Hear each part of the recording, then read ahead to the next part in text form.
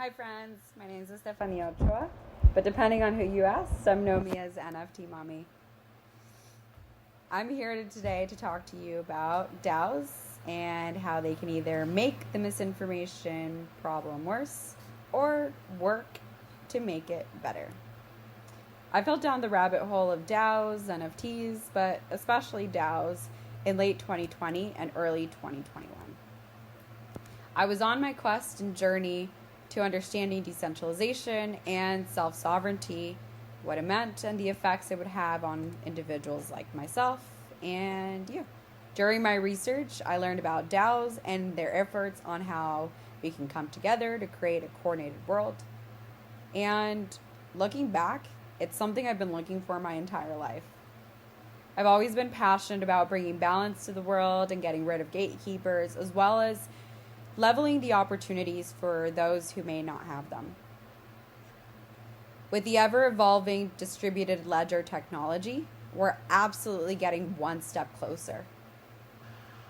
Collectively, I think that we can work towards raising the global human consciousness and ultimately solve the problem of misinformation while teaching ourselves to think critically. Let's start with some of the basics. A decentralized autonomous organization is a self-managed organization that is defined by a transparent set of rules encoded as a computer program. According to the World Economic Forum, it aims to operate without a gatekeeper and without traditional hierarchies through superstructures and functions created to ensure efficiency depending on the organization's values. Because of their unique structure, DAOs offer the promise of enabling a focus on community rather than just profit, and may offer a more socially conscious structure, one designed to help individuals across organizations prosper instead of solely focusing on the whales of the ecosystem and the desires of few. But here's my hot take. Currently, DAO systems are flawed, and they play a role to spreading misinformation. But in due time, I do think things can get better. And it doesn't mean that they can't be a part of the solution as well. Before I get into the solutions, let's address the current problems. Thanks to worldly innovations, we've had access to the internet. We have been provided with the tool that allows people to instant knowledge sharing across the world and access to everything. Whether it's education, news, or entertainment, you name it. This has been, in fact, incredible. If all sources were true and all of the information being shared, of course, were aligned with your best interests, it'd be magnificent. And truth is, the internet could be a great thing, especially by providing resources and knowledge to many across the world where they may not have had access to otherwise. So with all of this information, so much knowledge out in the world, why is it that we're not thinking more critically? Truth is, sometimes more isn't better. We're constantly being bombarded with information. It's shoved in our faces constantly and unsolicitedly. We have grown accustomed to the immediate access, and so have the companies who are feeding it to us. Currently, companies have measured their success through the digital marketing and the way that they're able to target you. We all know that the internet's currently run by the Facebooks and the Googles of the world. Many of these companies are leading their targeting by being the biggest and the most recognized brand in the industry, if not the world. They've created media campaigns across the internet to instill a reaction regardless of their content. As an example, some of you might be familiar with Cambridge Analytica. For those of you who are not familiar with Cambridge Analytica was a British political consulting firm that was widely recognized for working with Facebook to use private user data to influence consumers during the 2018 election in the United States. Cambridge Analytica proved that they could target and sway millions of people by influencing them and their inner circles through susceptible programming and speaking to their psychological motivations. They created effective media tailored to one's digital footprint and behavior, making it increasingly difficult for individuals to decipher fact from fiction. To this day, much of the way that we consume media works just this way. Ask any marketing expert. We're being targeted to think, act, and consume a certain way based on the things that we have previously been fed through social media channels, news, and entertainment. Yet we forget to consider that just about everyone on the other side of that screen, that pen and paper, is essentially being motivated through financial gain and monetary incentive. And yet, we're eating up everything they say and do. Additionally, did I mention that these organizations, media companies and organizations, are owned by few? These large media organizations are Disney owns ABC, Disney Channel, ESPN, Pixar, Marvel. Comcast owns NBC, CNBC, MSNBC, Hulu, Bravo. News Corp owns Fox, Wall Street Journal, New York Post, while Viacom owns MTV, Nickelodeon, Comedy Central, BET, and Paramount. Not very many to own a wide range of media organizations, if you ask me. And we have also seen that the entertainment and news is driven to promote information that stirs a reaction rather than true content, because it raises the ratings.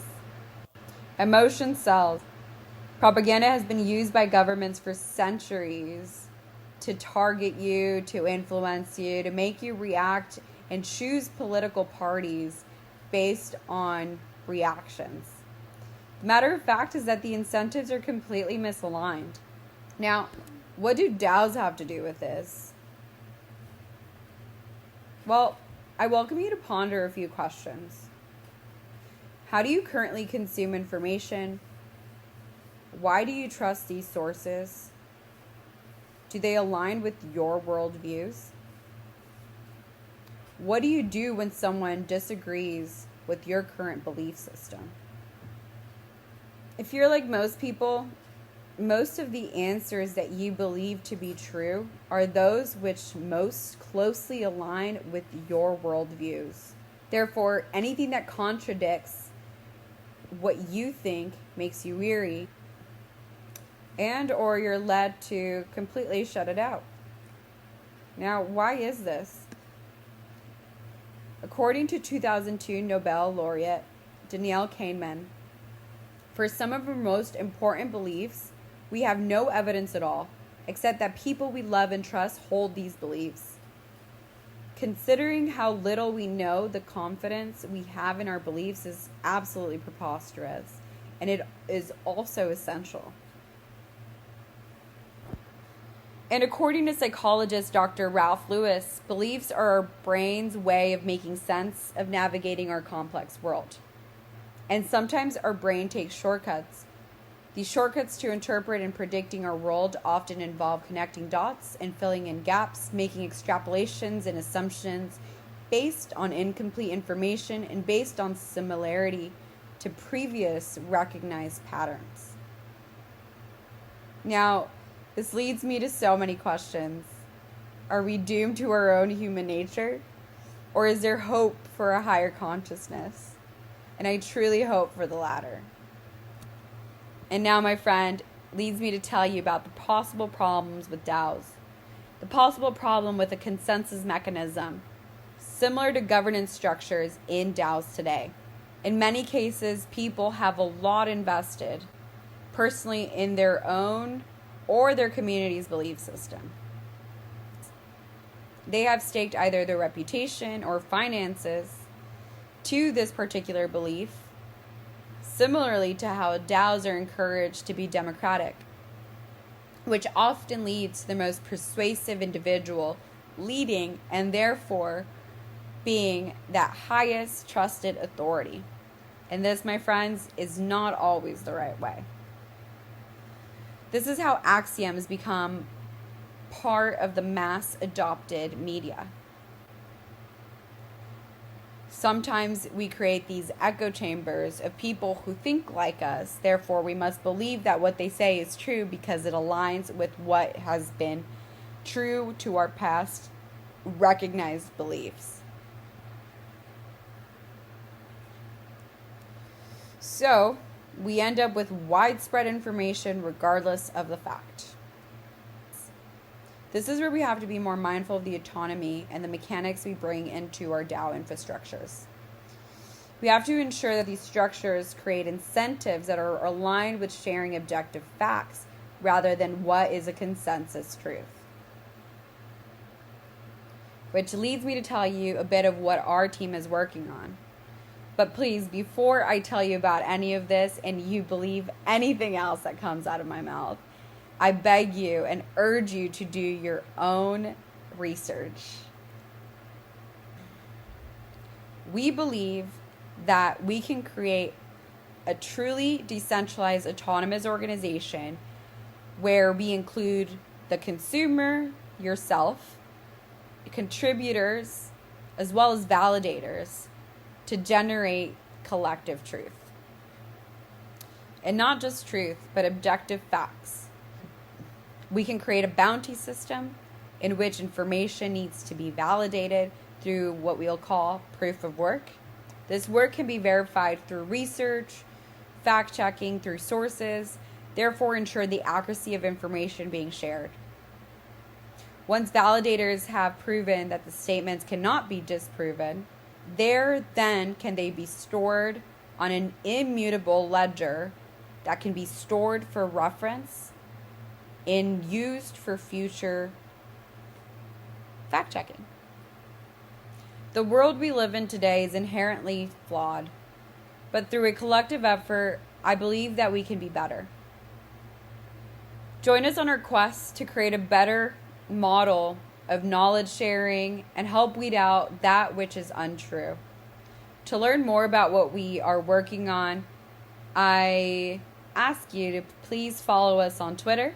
You can find us under Non-Fungible Zine. And in our Twitter, you'll see that we're currently working to raise capital to build these mechanics, a structure, and a community of individuals who can help make this possible. I thank you all for taking the time to listen, and I urge you to be intentional with your word. I urge you to be intentional with the way you share information, to be factual, do your research, and regardless of your preconceived beliefs, go one step further to do the deeper work so that we live in a better world where we share the correct information to our peers. And to keep it in line with the blockchain future, don't trust, verify. Thank you all for listening, and I hope you have an excellent rest of your conference.